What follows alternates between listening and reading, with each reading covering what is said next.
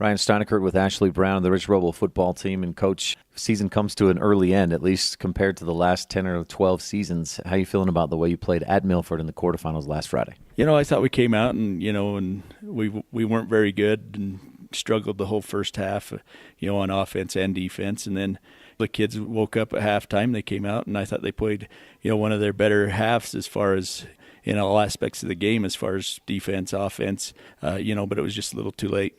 They outscored you by a point in the second half, but you can look at the stats, yardage-wise, and just the effort. I thought you outplayed them in the second half. Yeah, we scored, and then we were moving the ball down there again, and we snapped the ball over our quarterback's head, which, put us in a hole, and that stopped that drive. But that was more on what we did, not what Milford did. But, in the second half, we played, as well as, if not better, than Milford did. What do you think about, can I ask your prediction on the rest of the way between Milford, Duchesne, Parowan, Kanab?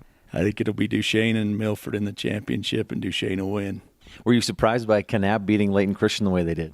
No, not really. When they played the first time, Kanab had some guys out, and the field was a mess. And so I figured that Kanab would probably get them this time. I didn't know if it would be quite that bad, but Kanab's a very good team. They got a winning tradition, and it showed in their first-round playoff game. Let's get back to you guys, your team, and the loss at Milford.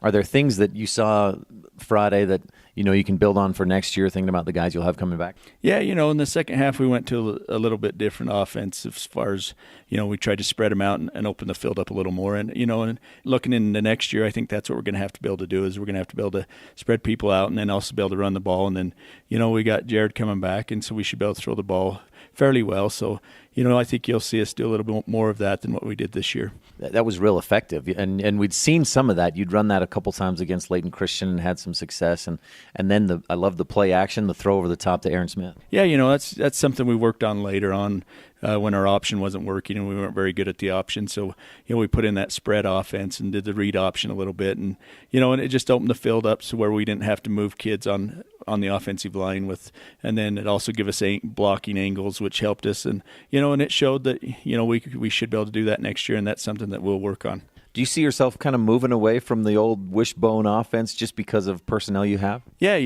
that offense is very good when you can control the line of scrimmage and you have some, backs that are quick and get to the line of scrimmage in a hurry as far as your fullback and stuff. So looking on, we're probably going to do something a little different just because of the kids that we'll have coming, and we'll see what next year brings, but that's something that we're looking at. Coach, I think our time's up for today, but I think there's a lot more we want to talk about with this year's football team and looking ahead a little bit to next year.